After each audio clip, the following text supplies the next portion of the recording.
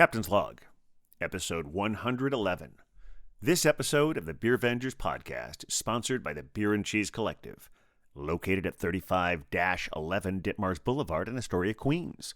Now accepting applications for their Cheese of the Month Club, starting as low as $75 a month. Enjoy their eclectic array of craft beer, artisanal cheeses, and specialty grocery items at the Beer and Cheese Collective. Home bar to yours truly, Captain Porter Brown Stout. On this 5-pour installment, Captain Huck and Beer Wonder give brief and extended retrospectives about their late November holidays, including spatchcocking, deep frying, as well as avoiding large-scale poultry altogether. There's a bit about how to celebrate/cope with the chaos of the holidays, a big announcement from the captain, and the general silliness and camaraderie that you've no doubt come to depend on. Remember to like, star, and subscribe whenever that feels appropriate. And send us your emails at thebeervengers@gmail.com if you have any questions, suggestions, or if you just like hearing us talk about you on the show. And now, without further ado, please enjoy episode 111, Hoppy Holidays. We're the beer Vengers, beer Vengers, beer Vengers. We're the Beer Vengers, yeah. Welcome to the Beercast, everyone. Coming to you from an undisclosed location in Astoria, Queens, this is Captain Porter Brown Stout. Coming to you from an undisclosed location in the 5th largest city in California, this is the Hophead Huck. And coming to you from an undisclosed location in the winter wonderland that is the County of Kings. Why, it is I, the Beer Wonder. And we are The Beer Vengers. Za. That's right. Za. Yeah. Yes, we are. Za, indeed. We are the Za. It's a lovely sound. Za. Welcome everyone. Welcome to the Beercast. Wonderful to have all of you here, or there, or and us. Those of us, the three of us who are here, and we're all together, enjoying the beginnings or the midst of the holiday season. What is the beginning? I mean, I guess the beginning. Happy holidays, everyone. Happy holidays. That's right. And it's a quick one this year. Like Thanksgiving was late, so That's so true. you got a lot to pack into these like 3 or 4 weeks that we got here. It usually feels like there's a bit more time, but no, this time it felt like the holiday season began like before Halloween. Yeah, I don't mean to be Captain Porter Grinch Stout, but I always look forward more to January. I mean, it's kind of cool, it's great, but January is like, okay, now we can relax again and not go anywhere because here on the East Coast it's pretty cold, even here in early December. Yeah. Well, that's the winter wonderlandiness of Kings County today, is that I walked outside and walked right back inside to get gloves, a scarf, and a bigger hat because otherwise it wasn't going to work. Yeah, that's the only thing I look forward to about weather like this is, I can wear my big hat. Because I really, my big hat is maybe one of my favorite hats in the world. It is a rather iconic for you, Captain. It really does. It is. It's even been, not only in my personal life, I wore it in a film.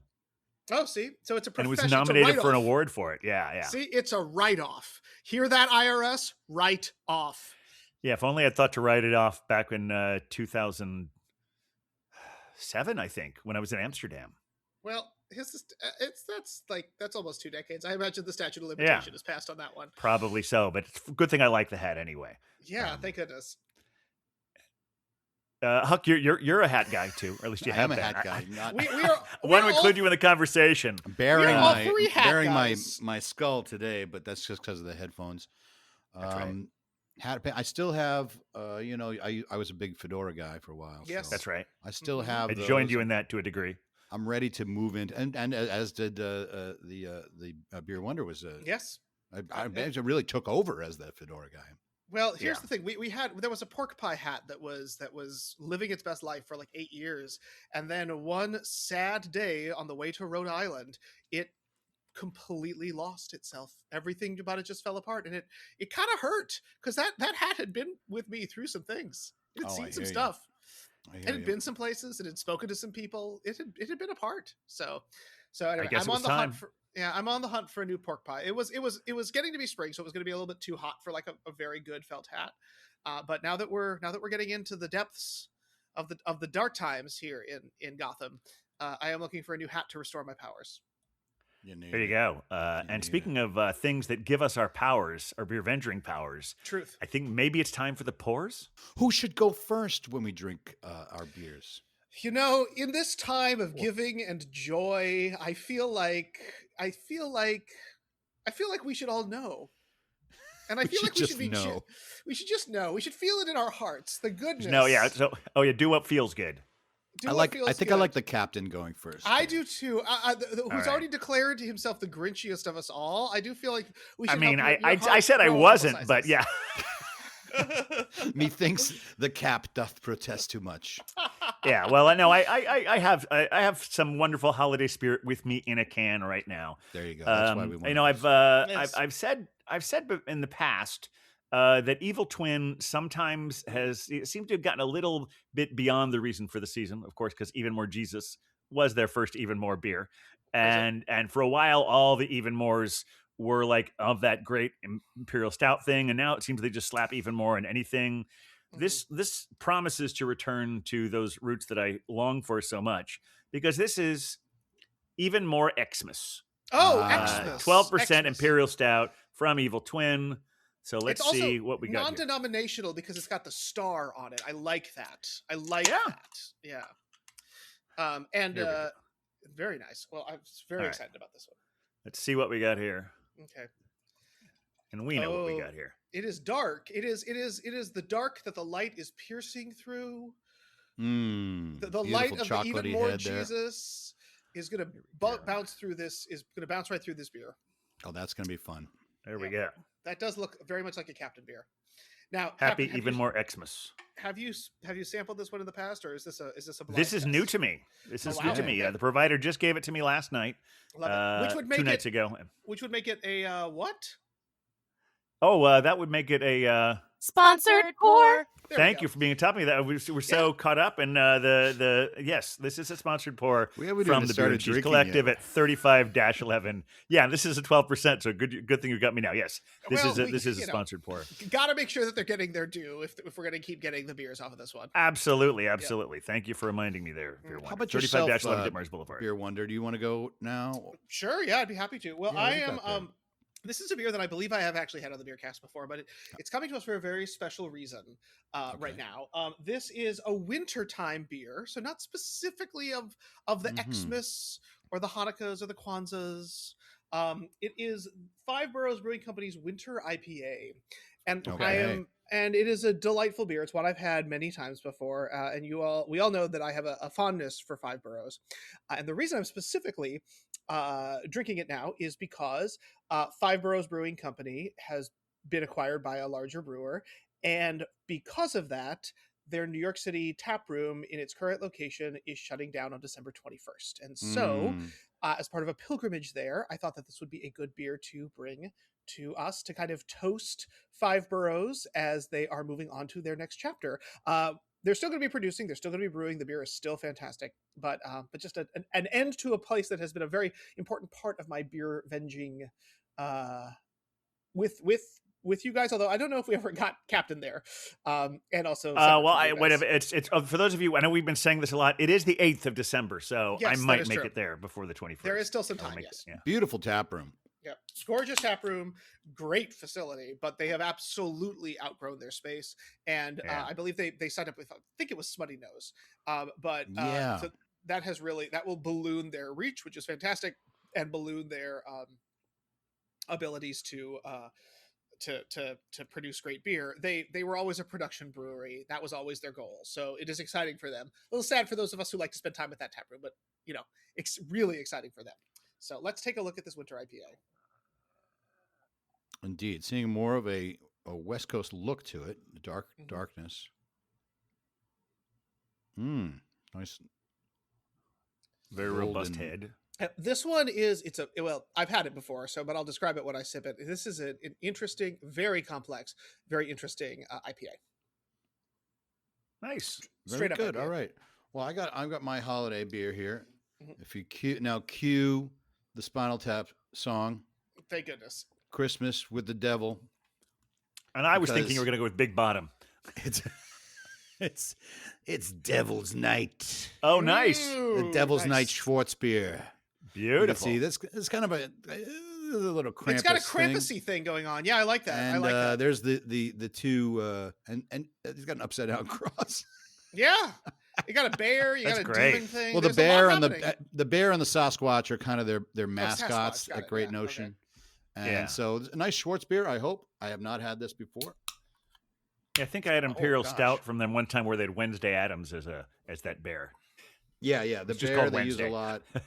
That I feels think right. They have a blueberry one that's kind of one of their.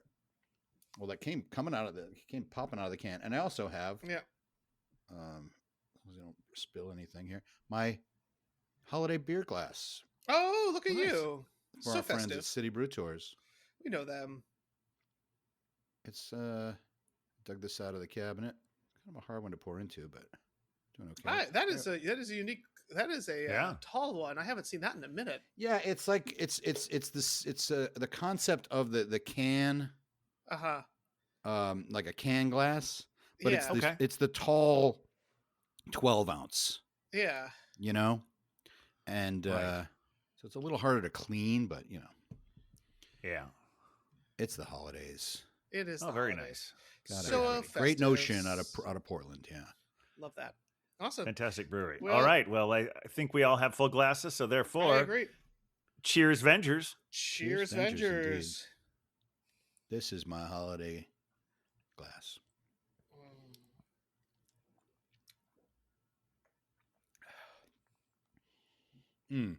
Oh, Mm. Oh wow. really? I can right away say they're really respecting the old country with this one. Yeah. It's got a real like German Schwarzbier Mhm. flavor, sort of that little bitterness you get with a chocolatey nose, little Huh. chocolatey aroma, but then you also have that sort of Schwarzbier, like it's been lagering. Yes. It's a little. I don't want to use the word sour because it's not Well, sour, but it's a little bit of that Is it bringing? fermented lager. Is it bringing the Krampus vibes? Because that's really the question I've got. If you're calling it a Krampus beer, like there needs to Yeah. be some bitterness, there needs Yeah. to be some sourness, there needs to be some earthiness. Like if you're trying to go full Krampus, I think you've nailed it. Yeah, I think it's Okay. got the full on Krampus vibe. So happy holidays to everyone. Happy holidays, whichever ones you celebrate. The elves are Krampus- dressed in leather, and the angels are in chains. I mean, Krampus is such a weird character, though. Like he's got the goat thing, but he's also like beating the children, and there's the whole like Yeah, there was like a connection to slavery that was with that one. It's like he's a weird dude. yeah. I'm honestly not well versed in the lore of Krampus. Me neither. I know it's Well- like someone to scare the kids into behaving during Christmas time. Well, right, but it was like the kids were like beaten if they did not behave. Like Yeah, it was a whole level of something that would get Child Protective Services called on you today if you did it. Like it's that kind of thing. It's not just we're going to give you some coal because you were bad, or the elf on the shelf thing that everyone is hot to trot about today, where like there's surveillance happening in your home, which really Yeah, does right. The elf is that's watching very you. like on the nose. As we all talk to our little robots who respond by name when we ask for them, Right. I'm right. like you put this elf on this shelf to stare at the kid while they're sleeping. Like he knows what's going on. Like okay, can't imagine. Yeah. That I don't think I would let that sit up there. I probably would have thrown it out. the Yeah, Well, window. I you're feel not like allowed the to touch them. I feel That's the the idea thing. that he would beat you. I think there are even some Santas that are. I think like the Dutch Santa was something like that. Because there was a wonderful David Sedaris story talking about the name of the story was called 6 to 8 Black Men, Okay. Oh my.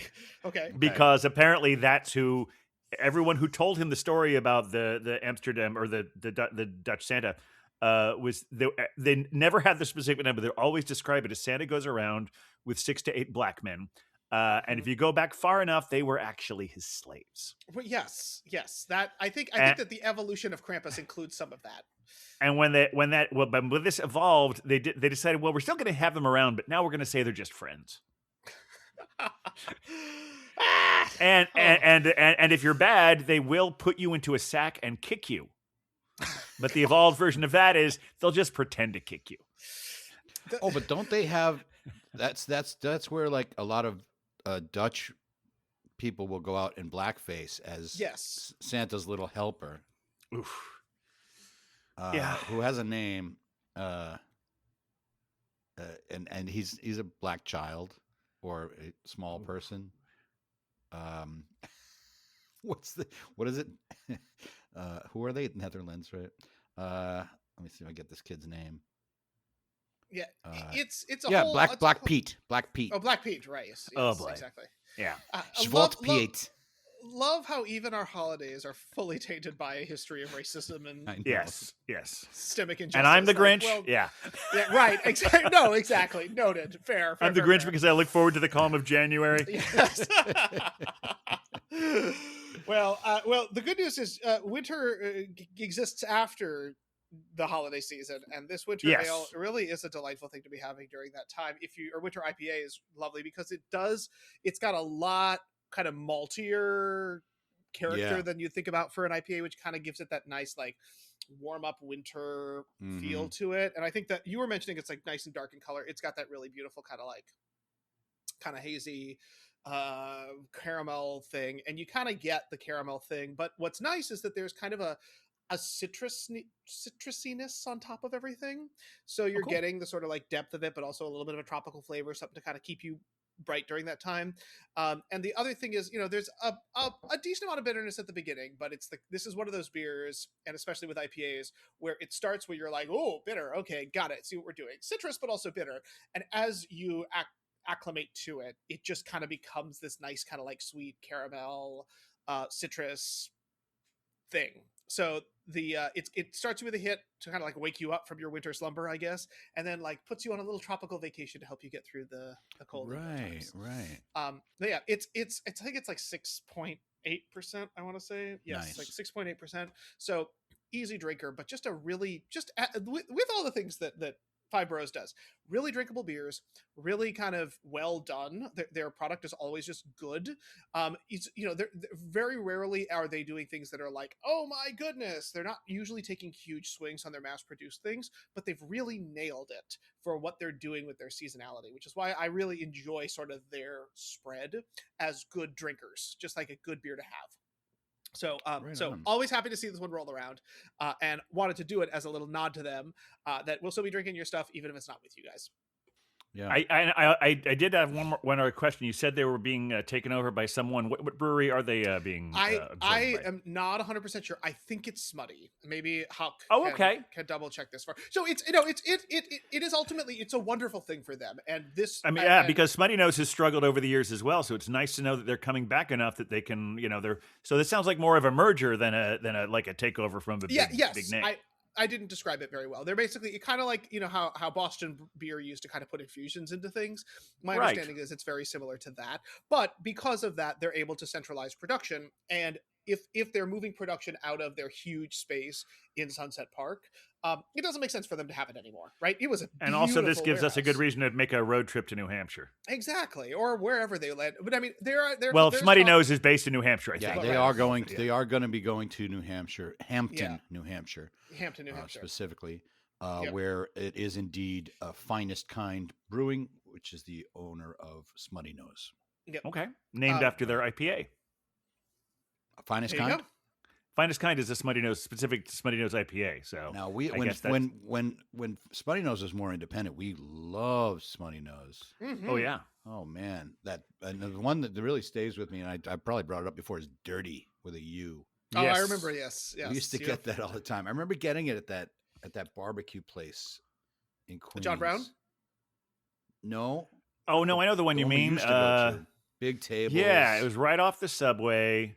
Right off the N train, a couple blocks over. Yeah, lots of it had kind of a beer gardeny vibe to it. They served beers in mason jars. Yes, I forget the name of it. I don't know if they exist anymore. They've gone through some troubles where they've been closed, opened, and good stuff. So yeah, I maybe hope to we'll see more remember that Smoney name. Nose out there. Yeah. Yeah. And So Five Boroughs too. Maybe they'll get some distribution out here. Well, no, I'm excited for them, and like I'm really excited because this was they opened and they wanted to be a production house, and I know that their goal was to get moving, and it like is I remember when they opened, I was there very very early in their tenure, and they were already making it happen, doing a really good job of putting those feelers out there and getting what they needed. So it's really exciting. Yeah, you and I both did brewery tours there. Exactly, yeah. And so so it's really exciting for them. And you know, there is discussion about they are 5 boroughs brewing, so like they should have a tap room here at least, or a place where you can get beers. So there's discussion about what will happen with all of that. But you know, kind of end of an era moment, but also like kind of both end of an era and fulfillment of a destiny, if that makes sense. Like it's kind of both of those things. Well, and that the location-based thing, that's very much of the moment. It's why you can't get Coney Island Brewing isn't in Coney Island anymore. Yeah. The way that Big Alice isn't in Long Island City. The way that Gun Hill Brewing is still in the city, but they're in Brooklyn now. Right. All these are named after. They're not where they're named, but they carry on the name because that was how they were born. Mm-hmm. The Los Angeles Lakers. That's where are they now? They're from Minneapolis. They're from Minnesota. Oh, that's where they started? It's the land of the lakes. Lakes. That's why they're the right? Lakers. There's no reason that Los Angeles should have anything to do with lakes. Yeah, but they don't still call themselves the Minneapolis Lakers. Well, yes, no. but the Minneapolitans are still salty. I get it though. I get it. Even though we're freshwater. I think just like the Brooklynites are about the Dodgers. Yeah, exactly. Yeah, the Los Angeles Dodgers. It's L.A. keeps doing it. Yeah, L.A. is still always the problem. Oh yeah. Some good beer spots though. That's true. Captain, what do you got? So for Phil, us? So this one, when it says even more, it definitely returned to form. It also is very much of the current Evil Twin, where there's so many things happening. So even more also implies to all the flavors going on in here. I don't find it overly sweet compared to some of the ones that I've been a little critical of them lately, but it does have almonds, vanilla, muscovado sugar, whatever that is, maple syrup, marshmallow, coffee, raspberry, and chocolate. Ah, okay. I don't necessarily taste all of those things, but I do find it to be very hearty, very, nice, sippable, 12%. Yeah. Pretty much almost exactly what I expected, and I'm enjoying it very much. That is rather extra, which even more would make a lot of sense connected to. Well, sure. I don't know how many people who are listening. I know a lot of people who listen are people who've been with us the whole time. Should we make it an annual Christmas tradition to talk about the origins of Even More Jesus? I do. We need a little background music. Huck, you can give us a little something, but we should tell the story. I think we should tell the story, Captain. Would you do us the honors? We'll all sit around the tree and listen. It's funny, with as many Evil Twin beers as we've had, I still don't necessarily know how this man's name is pronounced. But it's either Yeppe or Jeppe. We just don't know because we haven't been bothered to, because we're Americans and we don't understand other people's cultures. But yeah, so apparently early on in the days of Evil Twin, Jeppe, the Evil Twin himself, was going out to other bars and having different beers, and texting his business partner about his things he was saying, and his English is not his first language, and so he would just say these things and say how they would make sense to him, and he had this one beer, and apparently it was just a very very rich beer, very strong beer, and he said to his business partner, he texted him, said, "Oh, this is so great, Jesus." And then he had another beer that I guess he thought even topped the first one. So he sent a text that just said, "Even more Jesus." And the partner said, I have no idea what you're talking about, but that needs to be the name of your next beer. And that is how Even More Jesus was born.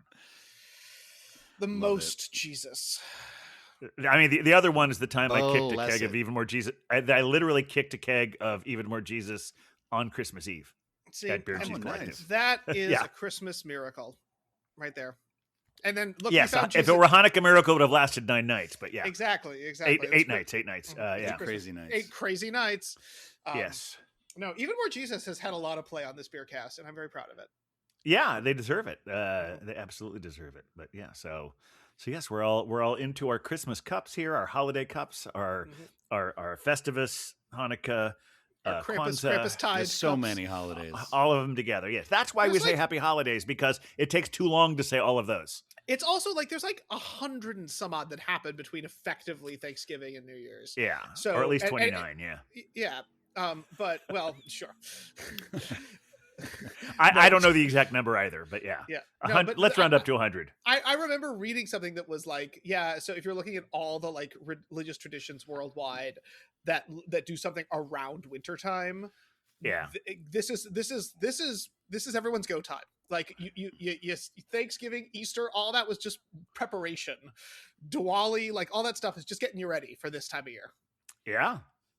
Well, speaking of the holidays, I feel like we're maybe starting to neglect the one that just passed, since we're so focused on the ones that are coming. But exactly. How were you guys Thanksgivings? Oh, excellent. Yeah. Where were you, Huck? I managed to make the journey back to the old country of Cape Cod. We did fly across the country to Boston and then drove to the Cape. Had a good Cape Cod holiday, covered all the base. We went for a short time, Monday to Friday. And we had a very nice time. My the brother-in-law, yes, and his lovely wife, my sister Megan, they hosted about maybe like 30 people, pretty nice. Big gathering. And he's into deep frying the turkeys. Anyone, you all done this at all? Seen it. I've never done it, but I understand it's a very popular thing, and some people feel it's very dangerous. They do feel it's dangerous. But I even saw a Gilmore Girls episode where they did that, so it's been around for a little while. Yeah, I mean, I'm a former fry cook. I know about deep frying. It's not something I would choose to do. I'd rather. Well, we had two turkeys. He had two turkeys, one that he deep fried and one that he spatchcocked. I was absolutely gonna ask if he spatchcocked. Okay, yes. That is. It's just so the oven was free to make all the sides, so that was actually pretty good. Then the spatchcock one came out really well. Wait a minute. So I'm confused now. That's large. Don't you have to put this spatchcock turkey in the oven? No, on the grill. Oh, that's on the grill. Put it on the grill outside. Yeah, so they put it on the. He put it on the gas grill. With like a pan or a foil underneath it. Was there stuffing in? Was there stuffing in the deep fried one? Oh, okay, not even the deep. No stuffing in either one. No. Okay, that's fine with me. I've never liked stuffing. They made stuff. I like stuff. Come at me. You can just make it on the side. Yeah. So that, and I'm like every other year now we've been hosting Thanksgiving, so I generally get roped in. But this time I did have to make the mashed potatoes, but I made them with Cider Girl and my dad. We kind of three of us made it, and we had to make it at my dad's house.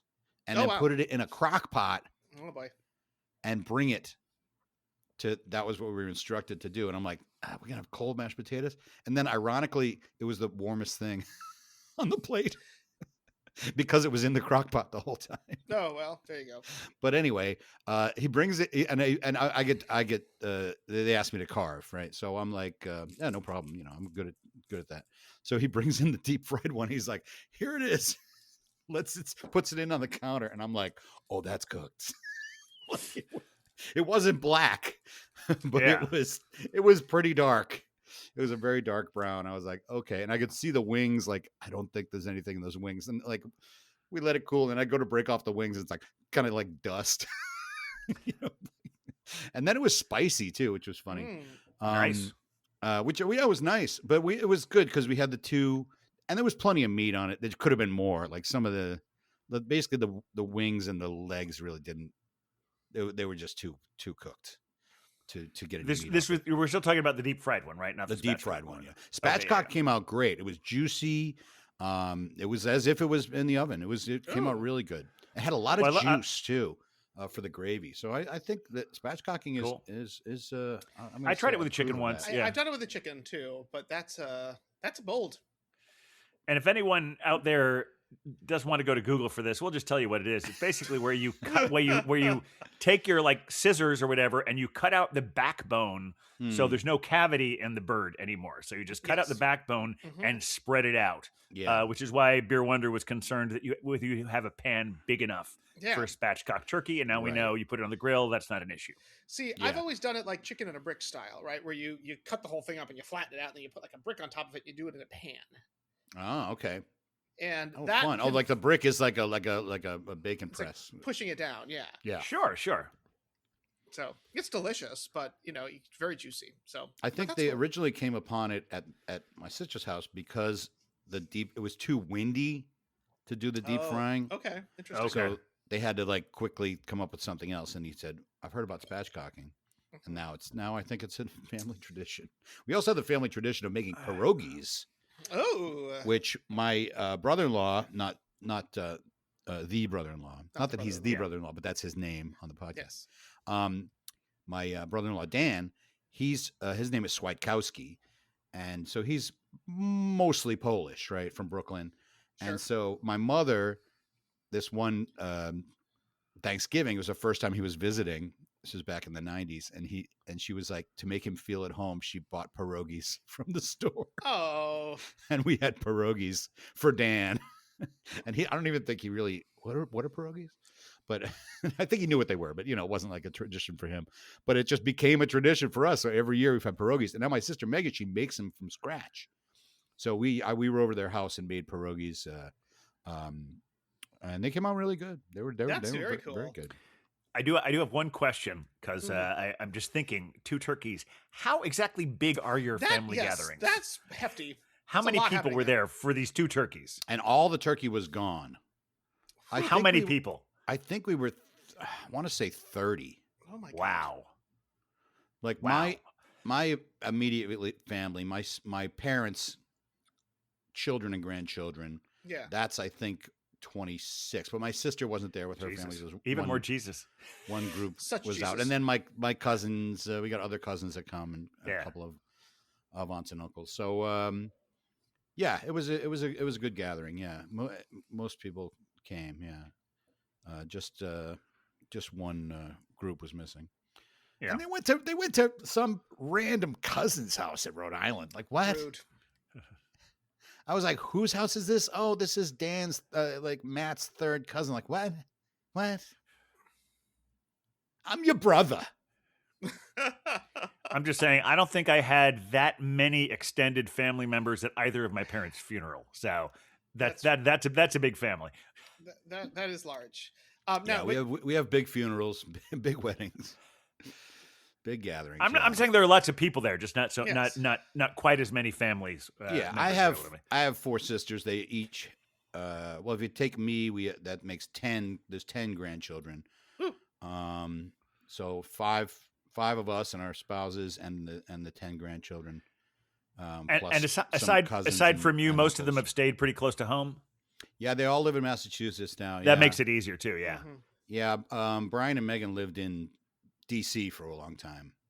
Yeah. Actually, we went to their house for Thanksgiving. What's really funny about them, they do this really well organized Thanksgiving now. They have 4 kids, and their kids are young. They're currently 8 to 15, right? Okay. So they've got their hands full in this house. But when they first hosted Thanksgiving when they lived in DC, and they didn't have any kids, we would walk in and there's nothing being prepared. It's like the kitchen's hasn't been cleaned. The 2 of them, when they were on their own, they were just like, but now they're really well organized. They've come a long way, because Bricken and I would walk in and I guess we're going to make the Thanksgiving. And we would end up just doing it. And they bought Bricken, the ingredients. For the long-time listeners, Bricken is cider girl. Yes. Oh man. Yeah. So they've come a long way. Cheers to Meg and Brian. They did a great job. Cheers. Cheers. And we had some good treehouse beers. I had 3. Brian made a treehouse run. He loves the haze. Got to have the haze. So he bought 3 4-packs of haze, and I bought 3 4-packs of the delightful lagers they have. So enjoyed those very much. Really good stuff. Now, Captain, you were doing important investigative work for your Thanksgiving. I did, but I want to hear about your Thanksgiving first, so I have time to go grab my second pour, which is related to my story. So, there we go. Perfect. Tell me what you got. Awesome. So I kind of had a dual one this year. I have a long-standing Make a Huge Thanksgiving on Long Island that I've been doing for years now, and this year was every year it's been like themed around different culinary traditions. So we've done Jewish Thanksgiving, we've done Southern Thanksgiving, we've done Italian Thanksgiving, we've done all the things, and so this year it was Greatest Hits. And so it was all sorts of things that had been done in the past that we thought were really excellent. And so from the year that we put gluten in everything, because we have a gluten-free person who joins us for this Thanksgiving, and she was unfortunately not able to join for that one, so we took the advantage to put gluten in everything. Gluten was the theme. Gluten was the theme. We did a turkey Wellington the year, which was really fun. But that one had a mac and cheese to it. We had the Hasselback gratin potatoes, which actually came back up in the New York Times thing this year, although it had happened almost like 5 years ago. And most importantly, we learned that we have been experimenting with what the definition of turkey is. And because, like for Greek Thanksgiving, we did turkey meatballs, which had more of like a Greek feel to them with tzatziki sauce, like kind of like you would do in a hero sandwich or something. And so, but the winner of the meats over many, many attempts at this was Jewish Thanksgiving, where the turkey was a brisket. And so we brought that back. And honestly, I'm okay just doing brisket for Thanksgiving going forward. Brisket's good. Yep. But the other winner was we had, of course, a work Thanksgiving where we do it as a potluck. And for that one, everybody brings in a little something. And so this year, I decided that my contribution to that was to go as deeply Midwestern as I possibly could, and to go in for the green bean casserole made entirely with things that come out of cans, which scratches an itch for a lot of people that is necessary. And I even showed up with my official Midwestern housewife, Betty Crocker plastic spoon, to make sure that all of my Clark Kent job people were well fed with casserole style Midwestern traditions. Wow. As long as you didn't bring them lutefisk, I think it's all good. Well, honestly, only a Trippel has already given me his report in from the annual visit to Mount Olivet Lutheran Church, where they have the massive lutefisk fundraiser, and he is the king of the ball, king of the town, king of the mayor of the empire, whatever you want to say, because he's the guy who shows up with a black pepper grinder, and everyone comes straight to him. Because it's the only way you get any flavor in that I can't tell you how many black pepper grinders I've gone through. You need that on everything. Exactly. Yeah, it's funny that you used king so many. I mean, you said king so many times. It's funny because I only ever heard of lutefisk because it was featured on King of the Hill. Great. It was an episode where they had a new minister who showed up in Arlen, who happened to be from Minnesota, and she brought lutefisk to the church potluck, and everyone was horrified. In Texas. Yep. Yeah, I learned about it watching Bizarre Foods from Andrew Zimmern. Yeah. Also, that minister is played by Mary Tyler Moore. Oh, wow. Yeah. I also, I grew up because it was down the street. Like, even though I did not grow up Lutheran, we would go there because that was like the community space near where I grew up. So I'd eaten lutefisk for a while. And then I wound up going to, I think it was Norway, for over a Thanksgiving one year for a work opportunity thing. And when I got there, I basically was like, well, we should go have lutefisk. And the Norwegians could not understand how this weird American was like shoveling back the lutefisk, because in Norway, you get seconds. Like, it's just included. Yeah. So you do lutefisk, you eat it, and then they bring you more. And most people will have like a taste to like acknowledge their family's tradition. Look at like one for the table and everybody has a bite and they're like, woo, Norway. And there I was shoveling it down with the mashed up peas and everything. And then I was like, we'll take more, please. And they did not know what to do with me. And I was honestly quite proud. Good for you. Awesome. Yeah. Now, I know, Captain, you have a beer. You want to do a beer. I want to do a beer. But you have a story with yours? Yes, yours has a story. Mine's a lead into my story. So let's start with your second beer. And I'll lead into my other secular holiday beer. So I don't have a story, but I have a song. Oh my goodness. Because we are going to a special place because we're going to the Pale Males Ale Jail. The Pale Males Ale Jail. The Pale Males Ale Jail.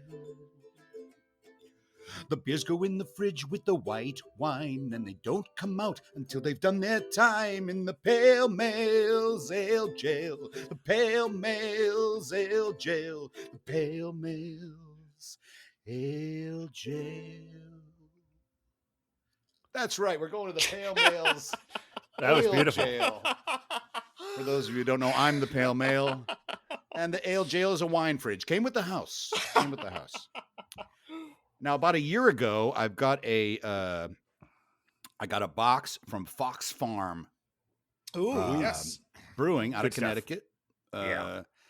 And we had I've drank all the beers from that box except this one, which has been paroled. It's been eligible for parole a couple of times. It's gone out to the cooler on the patio during a party. Never got opened. So I'm like, well, its time has come. This is Witch Meadow. So we're continuing the theme of Imperial Stout. Going Imperial back Stout. a holiday. Nice. I like it. Mm-hmm. And it has been aged for 1 year here with me. And my only objection to this beer is that I'm not there to share it with you. I know. That's what I wanted it to be for, was sharing. But now this is as good a sharing moment as we're going to get. We've shared others, so why not? Let's have it on the show. I agree. Yeah. And it looks big. It's a 500 milliliter. So yeah. A little bigger than a pint. There we go. It is open. It has been opened. Damn. All right, so let's get this going here. Where's the label? Witch Meadow. There we go. Ooh. Wow. 'Tis dark. Beautiful. Ooh. Woo. There comes the head. Oh, Ooh, wow. thin. Oh, wow. Thin but alive. It's alive. Look at that. It is. My goodness. Oh. Witch. This one Meadow. has absolutely served its country. Our friends from Fox Farm. Gorgeous. My goodness. Oh, yeah. All right. Let's give this a quick sip.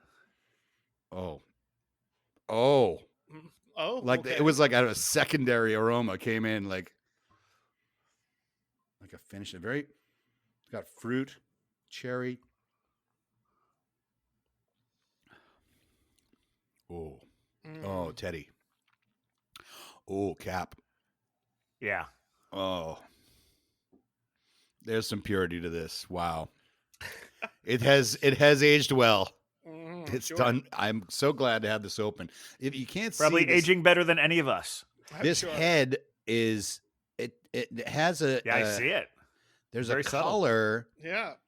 There's a bit of a, I don't know if it's I'm doing natural light here. There's a slight red tinge to it. Just this hint of color to the brown head there. Amazing.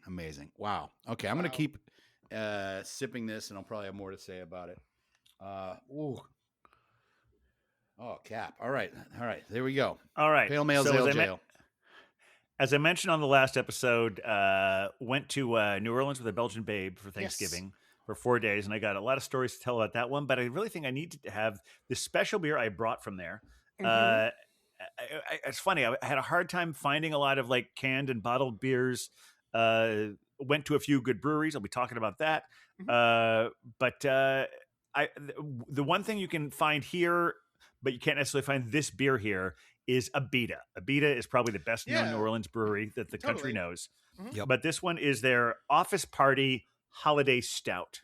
Oh, continuing the theme. Wow. Yes, continuing our non-secular holiday theme. Yes. I'm sorry, secular holiday theme. Yes. The Office Party Holiday Stout. I'm going to pour it, and then I'm going to read what's on the label.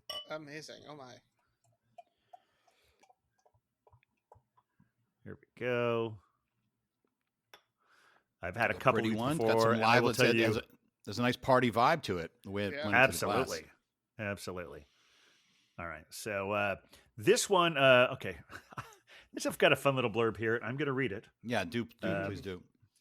And please notify our affiliates. I think we're going to be running a little long tonight. Okay. Spice up your holiday mix and mingle Okay. with this best dressed brew.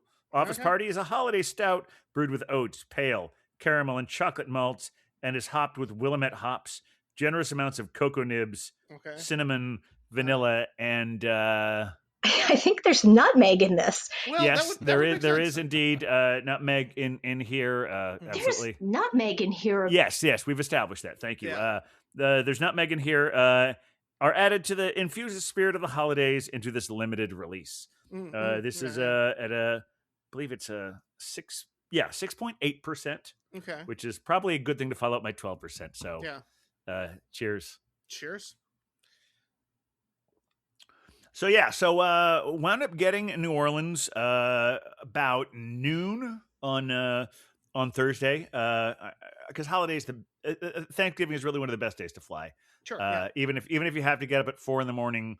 to get to the airport by 5:30 for a 7:30 flight, it's fantastic. It's there's not a lot of things, and if you're this is a very specific bit of advice. If you live in my neighborhood and we live a block from the M60, even on Thanksgiving Day, it runs every 15 minutes. So airport like that.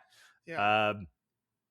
We got there and we had still at about 2.5 hours before our dinner reservation. So we went out walking thinking, well, we should have some snack that doesn't really overpower us before the whole thing. Sure. But of course, we're on vacation. Let's have a drink.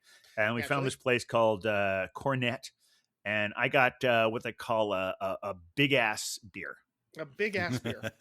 They offered us small, medium, and large, and I said, "Well, I'm having a large."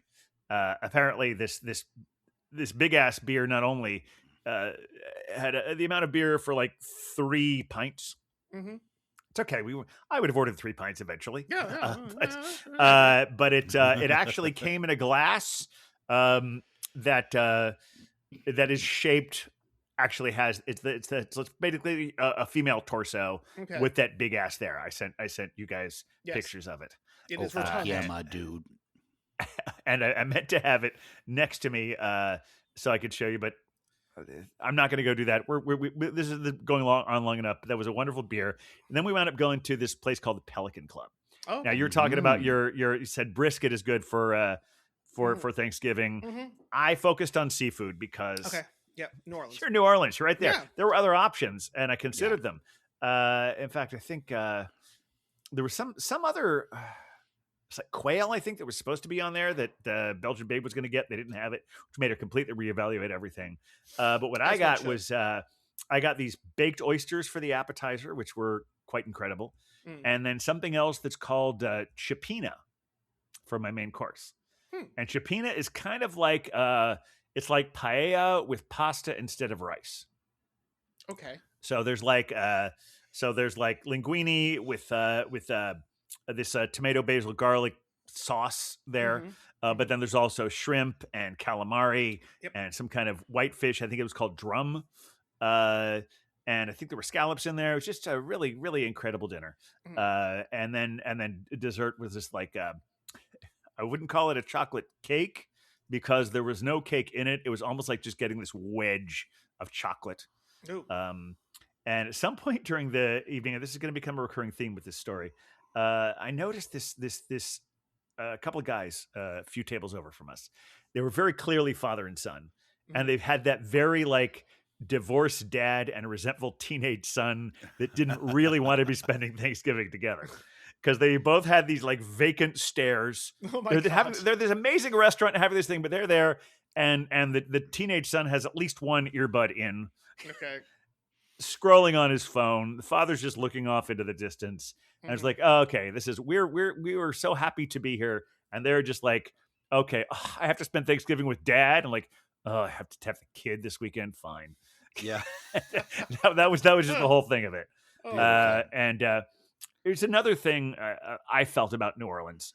And feel free to jump in with questions at any point. I don't want this to be one long monologue. But people sometimes when you're looking in these various groups, they're saying like, "Oh, that's so touristy. That's so touristy." We tried to have a nice blend because some of the touristy things are still a whole lot of fun. Yeah, absolutely. And there's a reason so we want to go touristy. Yes, we want to go. So we tried to have the right balance of going to the really genuinely fun touristy experiences, but also getting a little bit off the beaten path here and there. So that first night we did both. We went to Pat O'Brien's. We had a hurricane, which was quite lovely.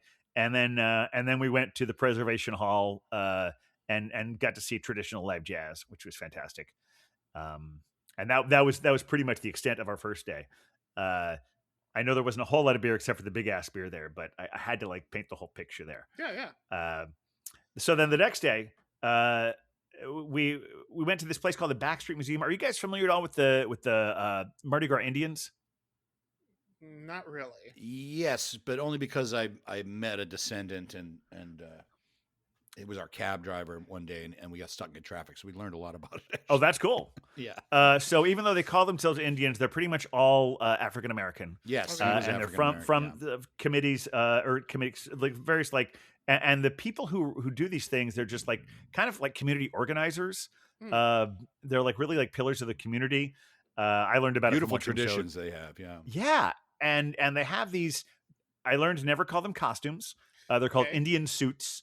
And they have all these like feathers that aren't, I mean, they're kind of like not necessarily what you would see in birds in a natural sense. Like, I don't want to diminish the whole thing because it's a very beautiful thing, but almost like some of the colors you see among the Muppets.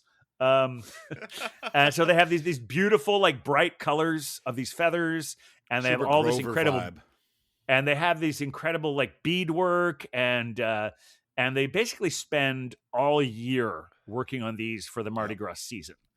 And once that Mardi Gras season, they retire the suit and start working on the next one. They gotta be new. Yeah. You don't use the same suit twice in a year. And that's, I think I said this before, but they don't call them costumes. They're Indian suits. And this museum we went to called the Backstreet Museum, which Belgian Babe found. I wouldn't have even known about it, but she found it in her research. And it's kind of small, but we got a personal tour of the place from this guy who was very steeped in these traditions. It's really, really quite wonderful. And then after that, we went to Jean Lafitte's blacksmith shop, which is famous place. Yeah. Have you been there? No, we didn't make it there when I went. So what's interesting about that place is didn't get there. It is not the country's oldest bar. Okay. But it is the oldest building in America that houses a bar. Interesting. Okay. And they did have some interesting beers there, but we chose to go with their tradition. One of the things that they're well known for, and that's called Purple Drank. Okay. Oh God, I'm afraid. There's a cup? There's gonna be a cup. Please tell me it's red. No, of course it's not red. It's purple. Yeah, I would hope, but also, Yeah, but it's like a slushy. Okay. And it has there's many theories about what's in it. Vodka, possibly Everclear, wow. And it tastes like a grape popsicle.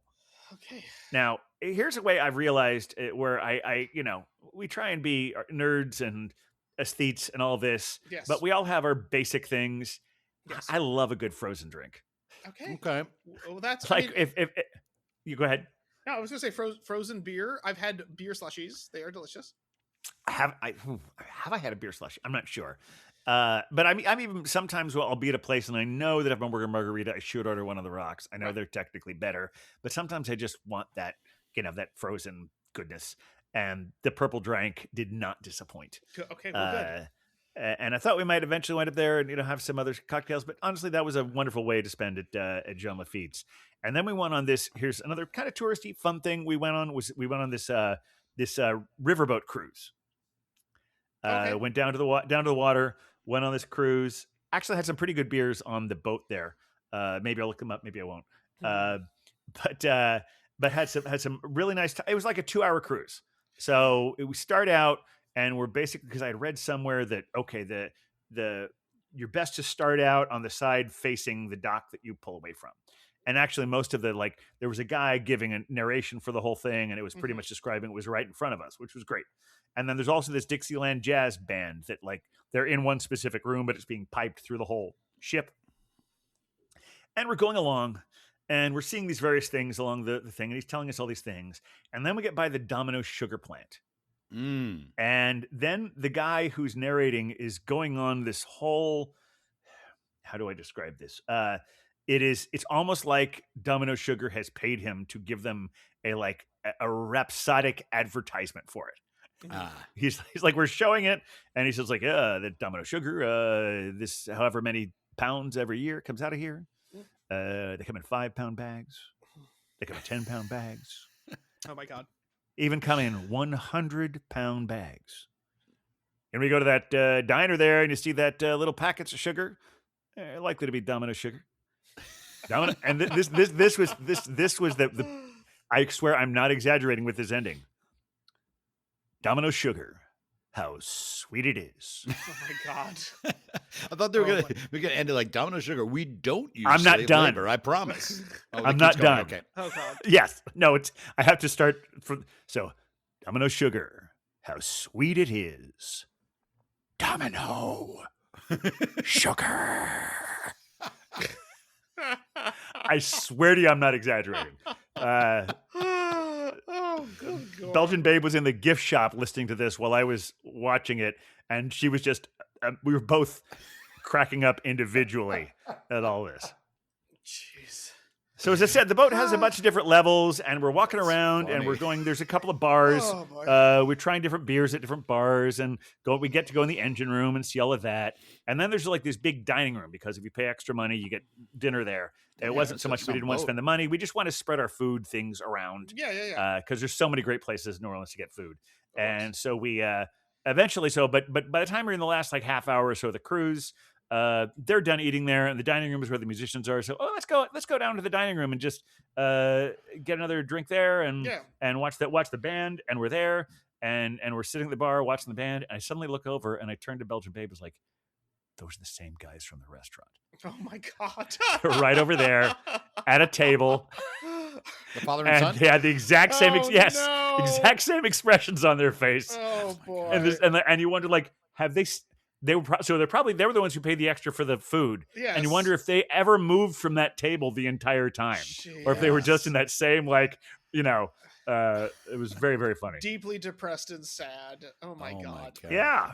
Oh, it was hilarious. All right. So rest of the day was we went to Antoine's, is one of the oldest restaurants. We had a nice big fancy dinner the night before at Pelicans. We didn't actually have dinner at Antoine's, but we did specifically go to the Hermes bar, which is part of Antoine's. And what they have there is they have this amazing happy hour special with like $7 martinis. Had a wonderful espresso martini there, and had like a little like mini thing of gumbo, and it was no fantastic. oysters. We did not get oysters there. Like, I did have baked oysters the day before. Actually, there was another story I'm going to just elide over slightly, where we were at this other place where we were having drinks, and I can't remember the name of the place now. But we were sitting there, and there was a plate of raw oysters that was like supposed to go to someone's table that was sitting next to the Belgian Babe the whole time. And for like most of the time we were there having that drink, and she was thinking like, if nobody wants those, we'll take them. But no, that is the one thing I never got the whole time when I was there was raw oysters that I wish I had. But we were only there for 4 days. Now, did you go to? Did you have beignets? Like, did you have muffalettas? Like, we took care of all this. Yes. Didn't do the muffalettas, but definitely did a couple of po' boys. Okay. And also, and I actually made it to a few breweries. Okay. Because Huck had recommended this place called the Courtyard Brewing. And that's me. And, yes, that is Huck. Yes, you're still Huck. Or should I still call you Pale Mail after that? The Pale Mail's recommendations. Oh my God. And that was so. Okay, another little tourist tip here. They have really cheap public transportation there. Okay. You don't necessarily need it quite so much, but you want to city. ride. But you want to ride on the streetcars, and so it's basically $3 gets you unlimited rides all day. Oh, if you want a 3-day pass, it's $8. That's really nice. That's incredible. Which we paid it, and I think we got our money's worth, even though we would have spent less than that on the rides we actually took. But still, sure. $8 for the unlimited deal. And so we had to walk a bit of a distance from our hotel, got on the streetcar, went to Courtyard Brewing, had a really nice time there. It was really, really chill vibe. Had a really nice porter when I was there. Mm-hmm. And yeah, we just sort of hung out there for a little while. It was funny. It was like 7 or so at evening, and we were the only people in the place. By the time we left, it was starting to pick up a little bit. Yeah, but they have this like nice big space. They had Miracle on 34th Street playing on the TV. It was cool. And then there was a cocktail bar we're thinking about going to, but it was a little too crowded and noisy, and we decided, let's go back to the hotel now. We're good.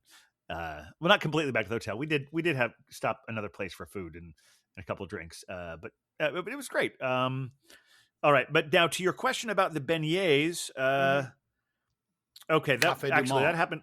Yeah, well, we did. Yes, we definitely made it to Cafe du Monde. That's another one of those like touristy places, right? Of course. That yes. Someone had said, "Oh, go to Cafe Beignet. Their beignets are better." I actually like the ones at Cafe. I did have both of them, and I think Cafe du Monde was better. But I feel like since this is a beer podcast, I should talk a little about the day before that because we visited 2 more breweries. Okay. Went to the World War II Museum. Went to Willie Mays NOLA because I had heard that Anthony Bourdain said Willie Mays had the best fried chicken you've ever tasted in your life. Oh, okay. Although that was Willie Mays Scotch House. This is that place. There was a fire, never reopened, but they reopened in NOLA. They call Willie Mays NOLA. It's very near the museum. And it was really very good, but I couldn't help wondering, because when you hear about legendary fried food, a lot of times it's the griddle. I mean, they have a wonderful recipe, they have wonderful stuff, but I'm sorry I didn't actually get to taste the fried chicken from the original Willie Mays Scotch House, but this chicken was great. It had some nice heat to it. And then after we went to the museum, and there I was like looking on my map and like, so when we were at the courtyard, thank you again, Huck, for that. I decided, well, I don't know what breweries are around here. I should ask the bartender. Yeah. And he gave me like 6 breweries to visit in the neighborhood. Ooh. Perfect. And 2 of them happened to be in that neighborhood we were in. And one of them was called Ecology Beer Creative, and the other one was called Time Forgot. I think it's like the arts. I want to call it the Arts District. Probably so, yeah. I mean, it's all like I said, it's all like it's off close of to the quarter, but not right. And this was one of the unfortunate things about the quarter that weekend. There was a big National Guard presence. Right. But not at all in that arts district. They're all like, they're basically they're basically surrounding the perimeter of Bourbon Street. What the hell? Oh, God, that's gross. Yeah. But fortunately, Ecology Beer Creative and Time Forgot were right within walking distance. We had a wonderful time going to those breweries. The cool thing about the Ecology one was they had a few cats there. And it wasn't your typical brewery cat situation, but there was one who seemed to be kind of their favorite one. But apparently they've got they told me that somewhere between 10 to 15 cats, like feral cats from the neighborhood, just hang out there now and again. Oh, cool. But the one we met was called Patrick, and it was like just the sweetest cat. Will just leap up into your lap. It's pretty cool. Had some really nice beers there. Also had some good stuff at the other one I mentioned. I'm going to say it again. Hang on. Time Forgot, which I remember Tuck, you saying you really liked the name of that. Great name. Yeah. I will say, what was the one I sent you that was like sort of a play on Pliny the Elder? Oh, yeah. I don't think it was Time Forgot. It was... Let me see if I can pull it up. Yeah, I got our but it was called like Steiny the Elder or something like that. Yeah. Steiny the Elder. That's what it was. Yep. Steiny the Elder. Yeah. Nice stuff there. Shortly after that, we went to a place and had this just tremendous you call it the Bermuda Triangle. Yep. The three breweries. And that was from a sign in the Time Forgot brewery. Care Forgot. I don't know why I wrote Time Forgot. Thank you for. I love that name. Yeah, it's a good name. Care Forgot. I don't know why I wrote down Time Forgot. I'm sure I was looking at the brewery and I wrote down Time Forgot. And this is not a dark beer that you had there. Possibly not that one. I actually it was because I wanted to send you since you've been talking about getting Pliny the Elder there. I did have a porter. Oh, this was Steiny. Okay. Yes, this is Steiny the Elder. I love it. But yeah, then we ducked back into the traditional thing, like right there on Bourbon Street, and we had these great big po' boys. She had a shrimp one. I had a gator bite one, and they had these these big what do you call so like all the cocktails there were served with dry ice in them, so they come to your table just smoking, which was it was fun. but that was pretty much the last time we spent on Bourbon Street. This is sort of like what I was starting to realize. The more you walk about Bourbon Street, it's kind of gross. It is weird. Well, it's a yeah, weird place. it's kind of gross in kind of the same way Times Square can be gross. I don't know. I got an aroma when I was on the street. Oh, okay. I didn't get the aroma. For me, I started to notice the more I went, okay. Well, I mean, a lot of people think that New York smells that way too. Oh, I suppose. I don't notice it because I guess we live here. But what I mean is more the sameness of it. Like you walk down Bourbon Street, and every third place looks like it's owned by the last place you saw. Like various kind of generic souvenir shops. You'll even see like restaurants that are the same, like certain like local chain restaurants every 3 blocks. In fact, I was talking to a bartender. The tall drinks in the plastic cups that you can walk around with. Yeah, right. Well, and also the big line of all the various frozen drinks. Like I like the frozen drinks I got. I was not especially tempted to get the ones here because they were always empty. It seemed. I say there are good spots within it, but overall, I just started to get feeling like there a lot of sameness to it. Mm-hmm. There are places in the French Quarter that don't have that sameness, but Bourbon Street, I started to feel that way. Yeah. But it was we had a nice. They were very good po' boys. Great food. But then I had a great time eating in New Orleans. Fantastic food. The reason I mentioned oysters at the Antoine's is because they invented, quote unquote, the oysters Rockefeller, which is kind of famous. I did not know that. But when I went to order them, the waiter said, "Oh no, you got to try these other ones." So that's funny. I had the other ones. He's like, no, yeah, they're fine, but you got to have this one. And they were good. It was like some breading on them or something. Yeah. I did find out when I went out later that night that down by where Cafe du Monde is, which is Decatur Street, it's like right by the water. Yep. That has, even though it is still French Quarter, it does have a little more character to it. And we were able to visit a few interesting bars that all seem to have their own vibe. First one we went was a place called Turtle Bay. I had a really interesting black lager there, and got an interesting discussion with the bartender there. He said he liked to mix the black lager with a peanut butter porter and sort of mix them together. I didn't have that because we all know how some of us feel about peanut butter in our beer. Yes. But the black lager was great. And then we went down to another place called Santos, and that's when I really got more into the frozen stuff. They had this wonderful like frozen mango spicy margarita thing going on. And then of course the beauty of New Orleans is anytime you think, well, I want to go back to the hotel, but I don't want to stop drinking, you can always get a to-go cup. Yes, you walk the streets. Yeah. Mocktails galore. So I got the other frozen one there. I know where grocery deli is where you get the muffalettas, and apparently it's been closed, I guess. Oh, really? No, it's open again. But it's very near Cafe du Monde. Okay. I probably saw it and walked past it and probably Next shouldn't time. have, but yeah. All right, I'm going to see if I can squeeze as much of the next day into it. So the next day was actually when we went to that Cafe Beignet place, but on our way, we were walking to a few blocks away because there was a musician that Belgian Babe wanted to see. And we realized, okay, well, this Cafe Beignet is just a couple blocks from there. So we'll go there. We'll have beignets and we'll do it. We're walking down the street. And all of a sudden she says, look over there. And it's the father and son getting into a cab. Oh, my God. No. Come on. No, it was, I think she thinks they were ghosts, but who knows? Yeah, it's New Orleans. Right? it is a haunted place, but yeah, so we did that. And the most interesting things we did the rest of that day was visiting places in the Treme.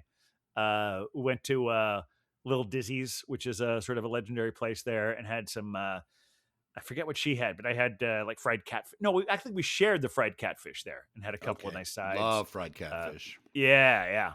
So delish. And have either of you guys ever heard of Kermit Ruffins? No.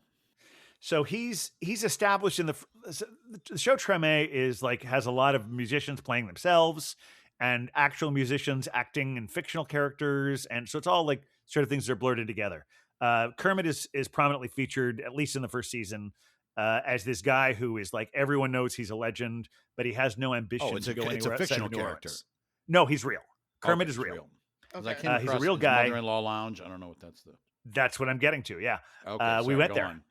No, we went there, but I just wanted to give a little more background about Kermit because they established it, or like the first couple of episodes is like all he really wants to do is play music in New Orleans and grill, and he's carved out his niche there. Like there have been people who have come there to try and bring him, give him more fame, and he's like, no, I'm just hanging here. I'm cool. And yeah, so I read that he had taken over because he's sort of like a, like I said, just like with the Mardi Gras Indians, he's kind of his own pillar of the community. Sure. And he wants to give back. And so there was a place that like was a regular sort of a local legend, Mother-in-Law Lounge. Mm-hmm. And it was, I guess it was maybe in danger of closing. So he bought it.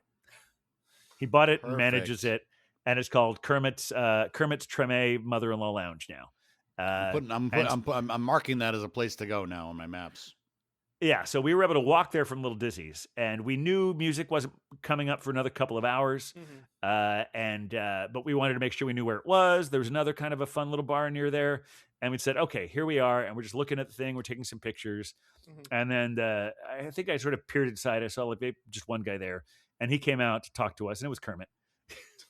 Fun. And yeah, and just like the nicest, most accessible guy. And I said, okay, music's at 4, right? Because we'll be back. We want to kind of spread the love around the neighborhood. But music's at 4. We'll be back for that. So we went, hung out at a place called Hank's Bar, came back to Kermit's.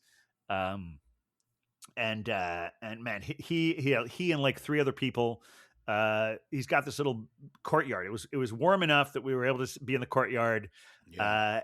And the courtyard is called Blossom's Bar, because he has a daughter who a couple of years ago, her mother was just walking around the neighborhood. I want to say 6 months pregnant. And all of a sudden she feels something. She'd been shot. Oh. And so Blossom was born with, prematurely and with repercussions for all of that. So Kermit has set up this entire backyard courtyard. Every dime that is spent there goes to her. Wow. How about that? The cover you pay to see the music, everything you spend at the backyard bar, it's all Blossoms. And pretty inspiring. Yeah, it seems like the story kind of of sad, the city kind of a bummer, where, but yeah. Where it's like there's this great celebration at every turn. Yeah. And it's sort of tinged with tragedy as well. Yeah. But I guess that's the story of life. Yeah, well. It is. Except some people don't celebrate as much. Well, yes. But sometimes you need the celebration to remind you, like, we still have things to celebrate. Exactly. And that's like just the Beer Vengers podcast. Yeah. Yes. Reasons to. That sounds like a great trip. Yeah, it really was. So it really was. And the next day we did go to Café du Monde actually twice, like a 12-hour period. And the Emerald's restaurant was at the airport. And so I had a roast beef po' boy there. And yeah, it was really fantastic. Well, thank you for sharing your trip. I wish we could have all shared it together. Next time. This beer I'm drinking, the Witch Meadow, I don't know that I mentioned that it's aged in bourbon barrels. Okay. Nice. Can you tell? It's also 16%. Ooh. Wow. So, yeah. Blessings good for you. Tops out. And I aged it for a year, so maybe it's higher now. Could be. Bottle conditioning. Yep. And the whiskey barrels are Willet barrels and also Knob Creek. Oh my fucking God. Yeah. And they've been aged for 10 to 32 months. I mean, which is it? 10 or 32? That's a big range. Yeah. And it's a blended average of 21 months. Okay. And it's a collection of subtly different stouts, all double mashed early in the morning and boiled long into the night. I mean, okay. You're absolutely right. This is a beer that should be shared. I mean, I have this much left, so I think I can make it. But I think you'll be okay. Oh my gosh! Well, I mean, it truly cheers it's a to special one. And I mean, we used to say we don't have enough Connecticut beers on the podcast, and then we've had a real definitely have, renaissance. Yeah, we've had a lot lately. Very good. I guess we should probably call it. Show. I mean, there are a couple things I do want to talk about. I know we're running a little bit long, but go ahead, Beer Wonder. Well, I was going to say, Huck, you've had some adventures you've been on recently, and I wanted to give you a chance to chat about those. No, I was going to save that for another time. Okay. Yeah, might as well. I mean, I think it's been a good show, but we want to hear from the Beer Wonder, though. Well, I mean, I was going to just note that it's been 5 years that we've been doing this thing. It has. It has. We started in the depths of indoor times in October of 2020, and we didn't really mention that it's been half a decade. Yeah, we passed our 5-year anniversary. Yeah, we missed our 5-year anniversary, and like that's a cool thing. Yeah, we've had some ons and offs and backs and forths in that time, but but it's been one of those things that's kind of, especially as folks have had changes, as Huck and Cider Girl moved across the country, and people adjusted working jobs and all that kind of stuff. Like this has been one of those great consistencies for half a decade, which is kind of a cool milestone to think about. We take like about 3-4 months off. So if you take that time out, our anniversary really is like coming up. Mm-hmm. That's true. That's true. Actually, I think we took like a year off. Yeah. Oh, but close enough. Just round it to whatever. And despite the fact that we've been on all this, despite the fact that we've been on all this time, we still make mistakes now and again. I know. A couple things I want to mention from the last episode. I couldn't remember what the Mexican street corn was called. Of course, you're probably all yelling at your device. Elote. I had elote tacos when I was at the River North beer, which I totally know, and I don't know where I was at that moment. You may be getting your next beer. I don't know. So it's on me. I said I couldn't remember the name of because I think there was one of us had an Imperial Brown. I couldn't remember the name of Founders Imperial Brown that was called the Sumatra Brown. Okay. And I know we've always told you that we try not to repeat beers, but on the last episode we repeated a beer. And it won't be the first time. But it was a beer from 5 years ago. So there's a perfect example. Yeah. I'm going to play a clip and see if this rings a bell for you guys. Oh, snap, a clip. All right. So what I have here, you might even call it an abomination. Oh, dear. Oh, boy. Because it's from Abomination Brewing. Oh, there we go. I was going to say, that's a brewery. The Forbidden Pumpkin, yes? Forbidden Pumpkin. Beautiful. And this is a genre. Speaking of all the different genres we talked about with pumpkins, in that lengthy pumpkin discussion, I don't think I had before seen something described this way: an Imperial milkshake style IPA. Oh, wow! So yeah, that was episode 6. Oh my god! Our pumpkin episode. Oh boy! So I'm glad I was able to pull up a clip from 5 years ago to match your 5 years anniversary. Wow, epic! That's so funny because we've never done that before. I played a clip. No, we've repeated beers, but we've never done that before. We've never played a clip. That was well an idea done, I had, Captain. Thank you for that. And I threw that together like a half hour before we started recording. That's impressive. So, yeah. Great job. A clip. Look at us playing a clip from the past. Yeah. Well, we also had 2 Xmas recently that was on before. And that's true. I know we've done it before, but we've always acknowledged when it happens. This beer is a repeat. I know we have. But who had it? I'm gonna look that up to be sure. You had it? Okay. Yeah, this is a repeat on me because I did that earlier. All right. It was when the Brewers Collective was doing New York City Brewers Collective was doing a box. This is one that came with it, and I'm pretty sure I drank it on the show. So okay, sometimes beers are worth repeating. I know. And what do you say? Why don't we just loosen the rule right now? Should we just do it? Well, obviously the rule has already been loosened. But let's try it. Show if it happens, it happens. Oh, that would be an interesting one. We need to rewrite the Constitution. But and also speaking of milestones, speaking of milestones, I know some of you who follow me in my, as Beer Wonder calls it, my Clark Kent job. Yes, yeah, this is a big deal. It's also interesting because the first 2+ years we were doing this, I wasn't doing this job, but for basically the last 20 years, I've been working on Liberty Island, playing the sculptor of the statue, doing a 1-person show there. And I recently decided that January 3rd will be my last day there. Wow. So that's a big life change for me, and I'm looking forward to it. It's not a bad thing. It's just I decided 20 years was enough. Yeah, that's amazing. That is 20. incredible, though.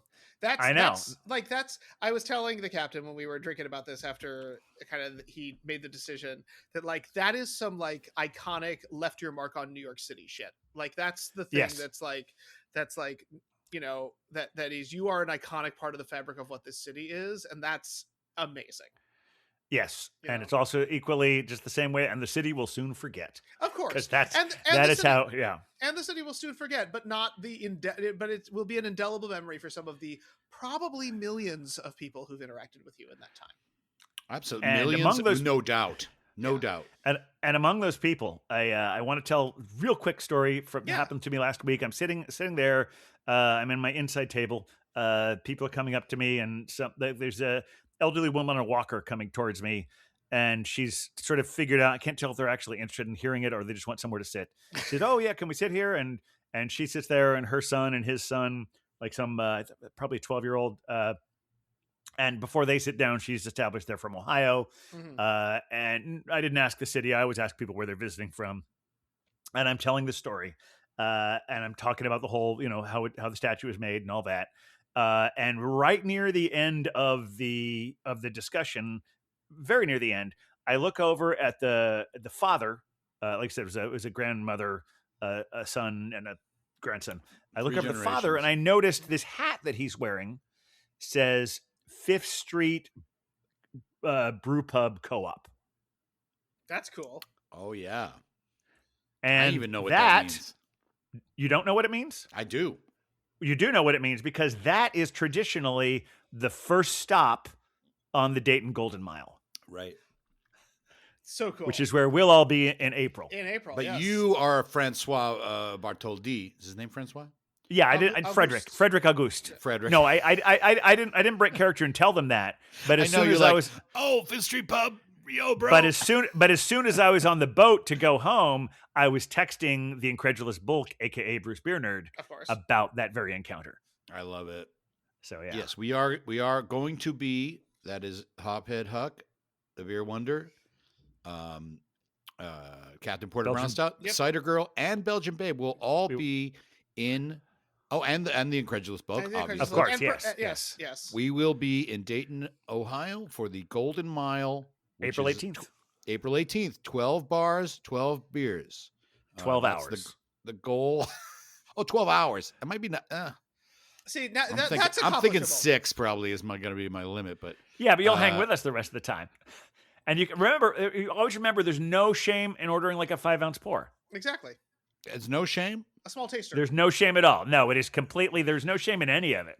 You can go by whatever. With the 5-ounce pour is that they go down fast, and then I'm like, okay. Have some water. Honestly, Huck, my experience is if you're on bar 5 or 6, you're okay with that. Well, I promised the cider girl that I would have a puke-free 25. Okay. 2025. Well, and we're so close. We're close, guys. The Golden Mile's in April, so really, you're saving it up. It's for next year. It's next year. Yeah, it doesn't count. Exactly. I did the year. Yeah. And we're proud of you for it's Puke City if I want to. Yeah. All over Dayton. I don't want to, by the way. No. Not an enjoyable thing to do. None of us want that, yeah. I had a little dry heave action in New Orleans, but I intentionally skipped over that. But since you brought it up, no, it was very brief. You know, I've been doing those frozen drinks all year. I've been avoiding the going too far, and we went out Saturday night and came close, right? I did. We were in bed, and I was well. You know, we do the tea and mindfulness. Yep. I do the breathing. Okay. You know, in through the nose, out through the mouth. Yeah. And Rickon said, Cider Girl, she said something about, "Are you okay? What are you doing?" I'm like, "I'm meditating." And I did go to sleep, and I did not throw up. So good for you. I got a few more days, and today I'm supposed to go out tonight. Like tonight's another danger night after this 16% stout. What time is it? 4:30. Oh God! I want to thank everyone out there who, if you're still with us, for sticking through this supersized holiday edition. This is a long one. Everything is bigger during the holidays. This is a long honestly, one. We need to close it out. You're right. It's still shorter than that first New Year's Eve one we did, so we're improving. So if you have anyone, do we need to do our whole thing? If you want to talk to us and send things to us, you should know more about the Golden Mile. You should at least tell them where to find us. Yeah. We should. That's good. If you have questions about the Golden Mile, or you want to be a part of it, or you just want to tell us how absolutely wonderful we are, or you want to tell me why I'm looking particularly fabulous this episode, where should people do that? Well, they can only know that because I'm still being really shitty about regularly getting video versions. But go to our blog. Go to our blog at thebeervengers.com. It'll be on Instagram. It'll be on for at least briefly anyway. It'll be thebeervengers.com. You will go to @thebeervengers on our social medias, thebeervengers@gmail.com. And I do want to quote something from David Letterman from his YouTube channel, which is technically the Barbara Gaines Show. Because as they were saying the whole like and subscribe and all that, don't forget to like and subscribe.